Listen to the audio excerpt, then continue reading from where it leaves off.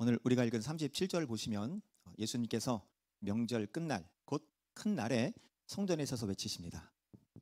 누구든지 목마르거든 내게로 와서 마시라. 나를 믿는 자는 성경의 이름과 같이 그 배에서 생수의 강이 흘러나오리라. 여기 37절에는 예수님께서 서서 외치고 계시는 곳이 성전이라 하는 직접적인 표현은 나오지 않습니다만 이 본문의 배경이 되는 요한복음 7장 그 중에서도 14절, 28절을 보시면 예수님께서 청중들을 향해서 외치고 계신 곳이 다른 곳이 아니라 성전이라 하는 것을 알 수 있습니다. 중요한 것은 예수님께서 성전에서 외치고 계신 그날이 명절 끝날, 곧 큰 날이라 하는 것이에요. 자, 그러면 명절은 어떤 날을 말하는 것일까요? 우리처럼 설날 뭐 그런 것도 될 수 있죠. 요한복음에는 유대인의 명절이 두 개 나옵니다. 하나는 유월절이고 다른 하나는 초막절이에요. 그러면 본문이 속한 요한복음 7장에서 말하는 명절은 어느 절기일까요?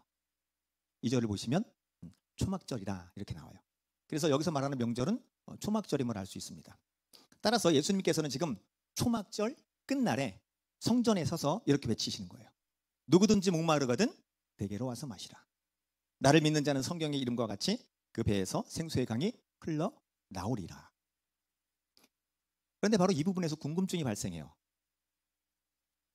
그 궁금증은 예수님은 왜 초막절에, 그것도 초막절 끝날에, 그것도 들판이나 누구의 집이 아닌 성전에서 이렇게 외치고 계신 것일까 하는 거예요. 유대인의 큰 명절, 뭐 유월절도 있고 무교절도 있고 77절도 있고 뭐 그 외 여러 절기들이 있음에도 불구하고 왜 초막절, 그것도 초막절 끝날에 다른 곳도 아닌 성전에 서셔서 이렇게 외치고 있는 걸까 하는 것이에요. 이유가 뭘까요? 이 문제를 풀기 위해서는 첫 번째 초막절이 무엇인가 하는 것을 우리가 알아야 되고, 두 번째는 초막절에 행해졌던 행사가 무엇이었는가, 그리고 세 번째는 성전이 의미하는 것이 무엇인가 하는 것을 알아야 됩니다. 그러면 첫 번째 초막절이 무엇인가 하는 거죠. 이 초막절은 이스라엘의 3대 절기 중에 하나입니다.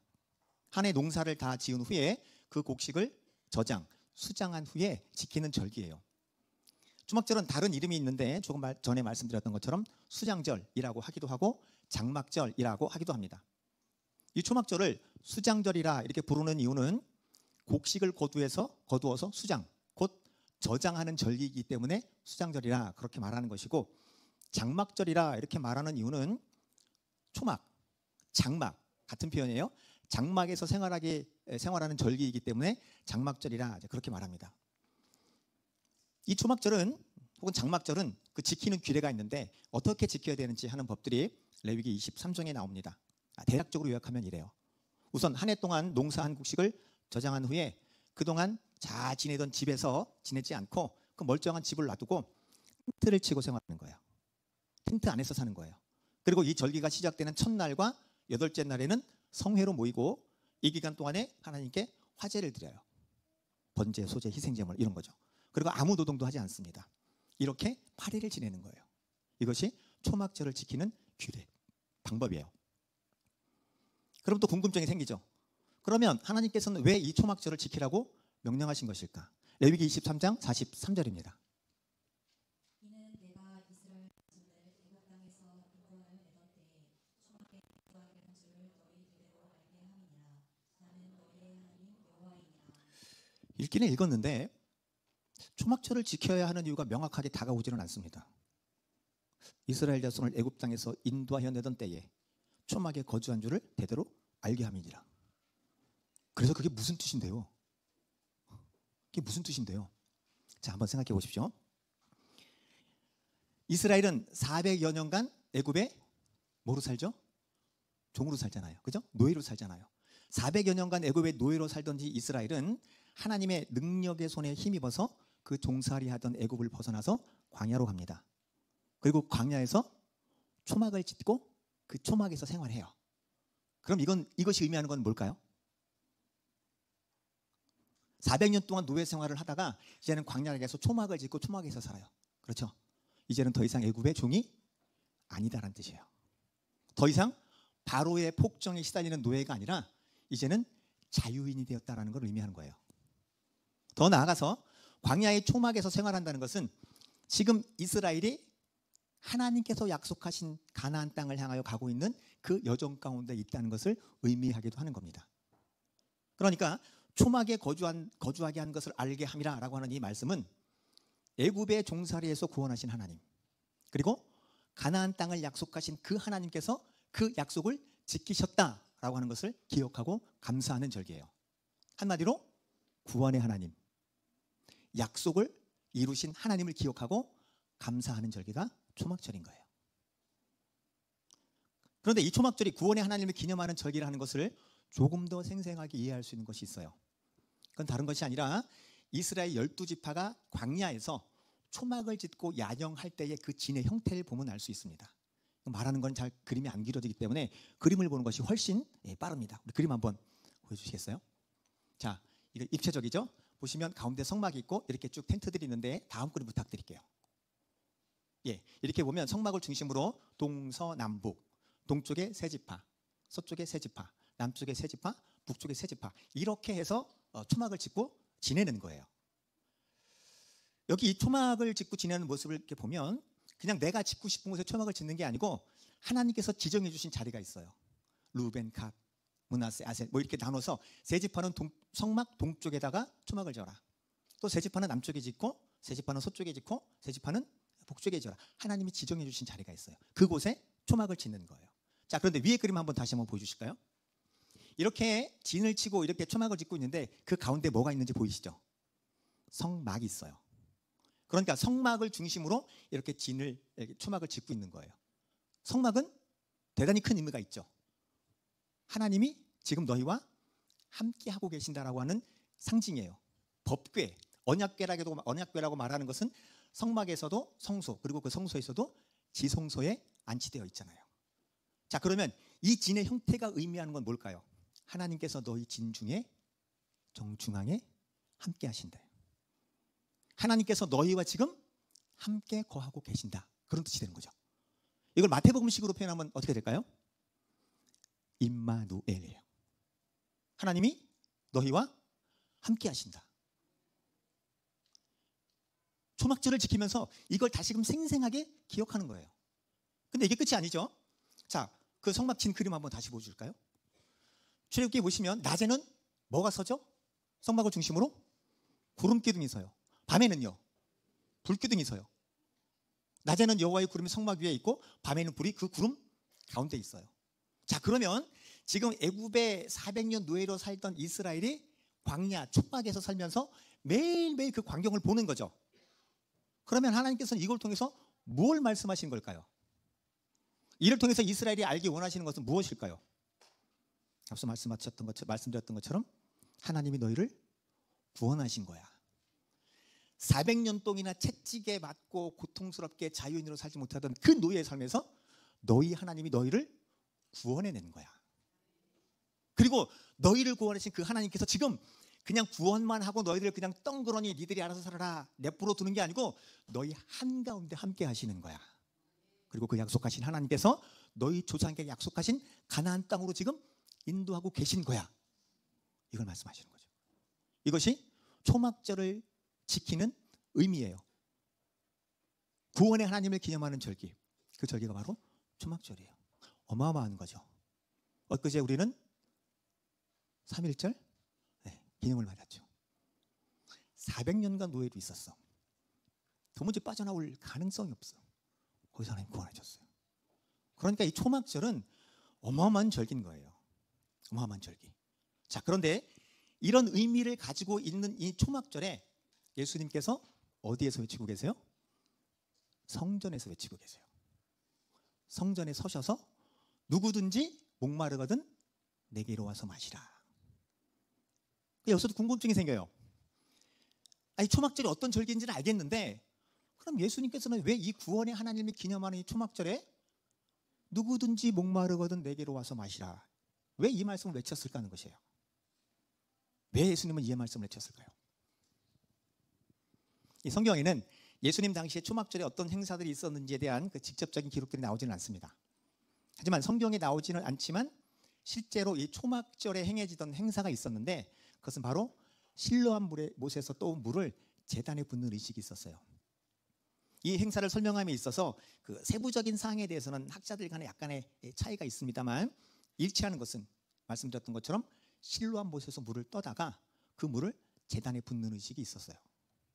특별히 이사야 12장 3절 그러므로 너희가 기쁨으로 구원의 우물들에서 물을 기르리로다 라는 말씀으로 찬양을 드린 후에 제사장이 실로암에서 떠온 그 물을 제단이 물병에다가 부었다 그래요. 자, 그럼 또 궁금증이 생기잖아요. 아니 그러면 이스라엘 사람들은 구원의 하나님, 그 하나님을 기념하는 이 초막절을 지키면서 왜 물을 제단 위에 물병에다가 부은 거지? 안 궁금하신가요? 궁금하세요? 올드게 건만할게요. 500원. 웃으시는 분들은 아시는 분들이고 연식이 좀 되신 분들이죠. 왜 초막절에 실로암에서 떠온 물을 부을까? 여기에 대한 해석으로는 이런 게 있어요. 초막절이 뭐와 관련된 거냐? 농사와 관련된 거다. 그러니까 농작물을 다 수확한 이후에 지키는 이 절기이기 때문에 앞으로 다음 농사 때에 필요한 물을 기원하는 것이라 그런 해석도 있습니다. 하지만 이제까지 쭉 말씀드렸듯이 초막절이 하나님의 구원과 직접적인 연관이 있는 절기라고 하는 것을 기억할 필요가 있어요. 자, 애굽의 종살이에서 이스라엘 구원하셨죠. 그리고 그 하나님은 지금 이스라엘을 가나안으로 인도하고 계시는 거예요. 자, 그 40년간 광야의 초막에서 지내는 이스라엘에게 물은 누가 공급해 줬을까요? 사막에 광야에 물이 그렇게 흔한 건 아니잖아요. 그죠? 하나님은 이스라엘이 가나안까지 가는 그 40여 년간 광야의 초막에서 지내는 이스라엘에게 계속해서 물을 공급해 주신 거예요. 물이 없으면 죽잖아요. 생수를 공급하신 거예요. 우리가 출애굽과 관련된 성경에는 반석에서 물이 나온 사건을 2번 기록하고 있습니다. 그렇죠? 출애굽기 17장, 민수기 20장 2번 기록하고 있는데 사실은 40년 내내 반석에서 물이 나왔다고 봐야 돼요. 한번 생각해 보세요. 광야에서 어디에서 물을 얻을 수 있었겠어요? 그 많은 사람들이 어디서 물을 마시고 그 물을 다 얻었겠어요? 매일매일 가는 곳이 다 오아시스였을까요? 그렇진 않잖아요. 그러니까 이런 차원에서 보면 지금 이스라엘을 구원하신 구원의 하나님을 기념하는 이 초막절에 반석에서 솟아난 물을 통해서 생명을 구원하시고 보존하신 또 다른 구원의 하나님을 기억하고 기념하는 것은 당연한 것이라 그렇게 말할 수 있겠죠. 그래서 물을 붓는 거예요. 그런데 이렇게 하나님의 구원을 기념하며 물을 제단에 붓는 기념식이 있는 날, 바로 그날 예수님께서 서서 큰 소리로 외치시는 거예요. 뭐라고요?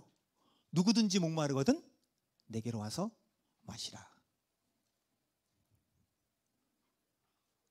여기서 우리는 광야의 반석에서 솟아난 이 생명수의 근원이 다름 아닌 예수 그리스도라고 하는 사실을 기억할 필요가 있어요. 누구든지 목마르거든 내게로 와서 마시라라는 이 예수님의 외침은 이런 거죠. 너희에게 생명의 물, 곧 생명수를 주는 이가 바로 나 예수다.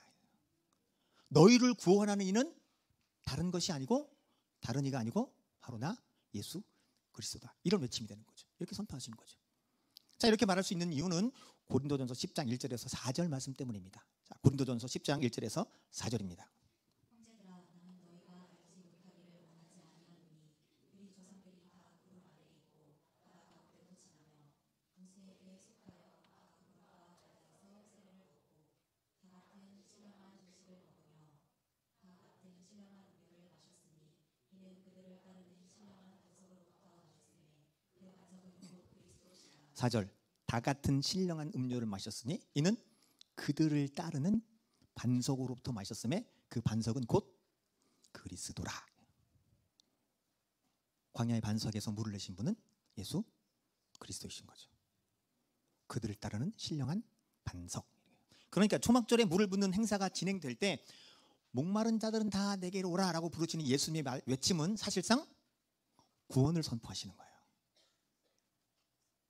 옛적의 구원도 나 예수 그리스도로 말미암은 것이고 지금 구원도 나 예수 그리스도로 말미암은 것이고 앞으로도 그 구원은 나 예수 그리스도로 말미암는 거다라고 선포하시는 거예요. 자, 그런데 이렇게 외치고 있는 것이 지금 어디라고 그랬죠? 성전이라고 그랬어요. 성전. 이걸 놓치지 말아야 되는 이유는 이 성전이 갖는 의미 때문에 그렇습니다. 요한복음 2장을 보시면 예수님께서는 친히 자기의 몸을 성전이라 말씀하셨어요. 이 성전을 헐라 내가 사흘 동안 일으키리라. 그러니까 예수님은 당신의 성전, 육체된 성전을 말씀하신 것인데 성전을 헐라 사흘 동안 일으키리라. 예수님의 십자가 죽으심과 부활을 말씀하신 거죠. 그런데 아무도 못 알아먹어요. 그리고 뒤에 요한복음 2장 이 말씀 뒤에 보면 제자들도 언제 아느냐? 나중에 깨달아요. 나중에. 그때 주님께서 하신 말씀이 바로 이런 의미였구나. 자, 그러면 참 성전 되신 예수님에게서 생명을 살리고 보존하는 생명수가 흘러나온다라고 하는 게 돼요. 그렇죠? 그리고 이걸 보여주는 그림이 에스겔서 47장이고 요한계시록 21장, 요한계시록 22장입니다. 먼저 에스겔서 47장 1절을 보시면 이렇게 나와요. 성전의 동쪽 문지방 밑에서 물이 흐르는데 이 물이 흐르는 곳마다 생명이 되살아나는 역사예요. 문지방 밑에서 물이 흘러요. 우리가 일반적으로 에스겔서 47장을 말할 때 1절에서 5절 말씀을 주로 많이 강조를 합니다. 처음에 물을 쟀더니 발목이 오르고 또 천척을 댔더니 무릎이 오고 허리 오르고 헤엄칠만 되고 충만한 애, 그렇게 얘기하죠. 그런데 사실은요 5절에서 이어지는 6절에서 12절을 저희가 놓치면 안 돼요. 6절에서 12절 보시면 공통적으로 나오는 표현이 그 흘러가는 곳마다 생명들이 살아나요. 8절 한번 보실까요? 8절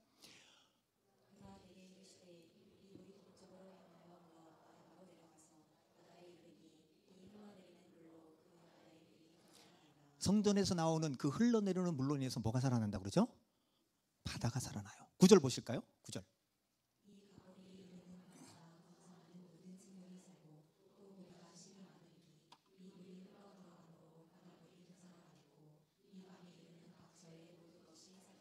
모든 생물이 살고 되살아나겠고 모든 것이 살고 12절을 한번 보겠습니다. 12절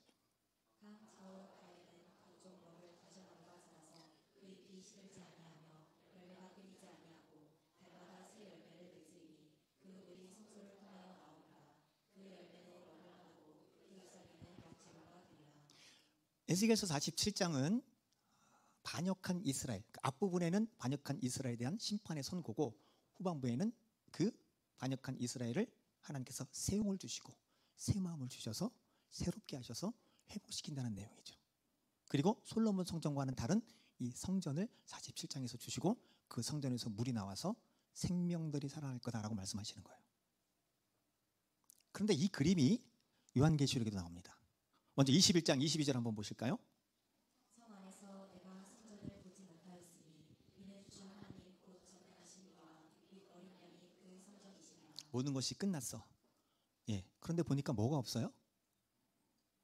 성전이 없네.